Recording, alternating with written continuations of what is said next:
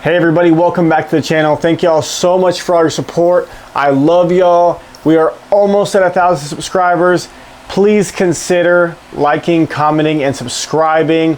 I love y'all. But today we're gonna be talking about a Daniel Defense Mark 18 AR-15, some of the things I put on it. Drop down in the comments below what you think I should have done different. A big shout out to Bobby Dynamite. If you don't know who he is on YouTube. He has his own channel. He has a lot of really awesome guns, so please go check him out. But without further ado, let's get it, dude. All right, so as mentioned before, we are talking about a Mark 18 Daniel Defense AR here and how I have it set up. Now, I don't want to talk about how the CEO of Daniel Defense said some off-the-wall stuff lately. I am specifically talking about a particular weapon that I have and how I set it up. Let's go tip to butt and we'll talk about everything I put on here and kind of why I put it on here. So first off here, I put on a Dead Air Sandman S suppressor. This is a 30 cal can. I went ahead and changed out the end cap here to make it more dedicated towards a 5.56. This Dead Air is extremely easy to get off, quick detach, flash hider here, 3-prong 5.56 end cap. If you didn't know about the suppressors here, you can actually pop these end caps off and potentially put kind of whatever you want. I can run 7.62 all the way down to pretty much anything below that with this can. I thought that can was fitting for my very first because of it being so versatile. Anytime you get a suppressor, you're gonna have to change out the muzzle device here. So I went ahead and went with a 3-pronged flash hider here from Dead Air, and that's gonna essentially help me marry the suppressor to the muzzle device. As you can tell, it's pretty beat up and carboned and nasty looking, but essentially how you get the suppressor back on, you throw it on here, figure out how to line it up. Once it's lined up, you crank it down and you are G to G. Now, one thing I didn't realize that I needed to do after suppressing the firearm was play around with how overgassed the weapon is. I chose to go the route not changing the gas block out to an adjustable gas block. I ended up choosing to grab a bootleg BCG bolt carrier group. That is a 4-position system that helps you regulate gas more efficiently in lieu of the adjustable gas block. I think it works fine. It's pretty good. Definitely changed the ejection pattern of my particular firearm. Before I put that in there, I'm ejecting to the 1 o'clock, which means the weapon's overgassed and it is wearing and tearing parts more. So with this, I have multiple different positions I can do. With a flathead screwdriver, I can change from 4 different positions and be good to go without taking it out of the actual firearm. On top of that, I went with a Geissele Super 42 H2 buffer and braided spring to help slow down the bolt carrier group a little bit, not make this weapon overgassed. So far, it's working pretty well. I'm happy with the results, and I'm gonna keep the gas system just the way it is.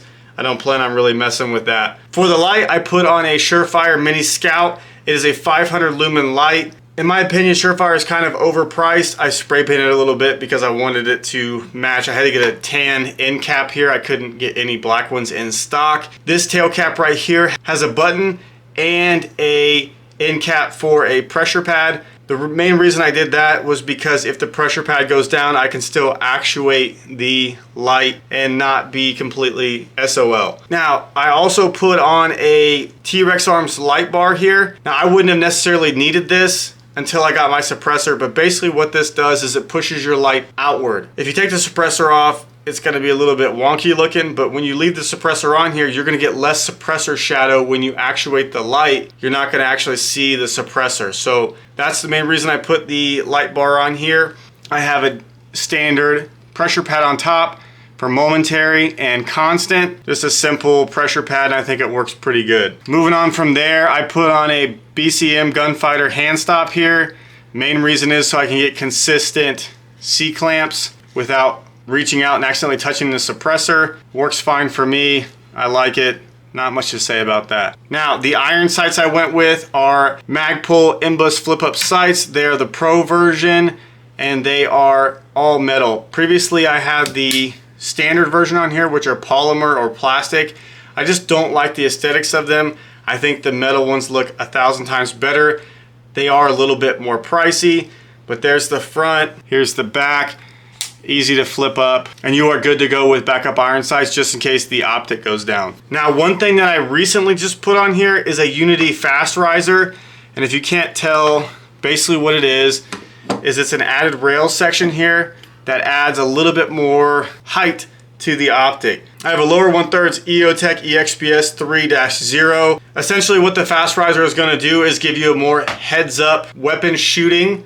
You don't have to bury your face into the buttstock to get a good sight picture, and that's the main reason I went with this. It's mainly designed for gas mask use and passive aiming with your optics through night vision. I just wanted to kind of try it out and see if I liked it. Moving on from there, I went ahead and put a Magpul bad lever on there. Basically, it's a piece that fits over your bolt catch and bolt release, so you can manipulate with your firing hand.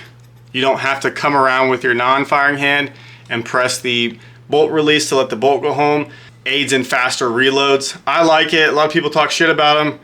I think it's fine. I'm happy with it. Now, most of you probably can't tell, but I have a Geissele SSAE trigger in here that has a pull weight from anywhere between 2.9 to 3.8 pounds.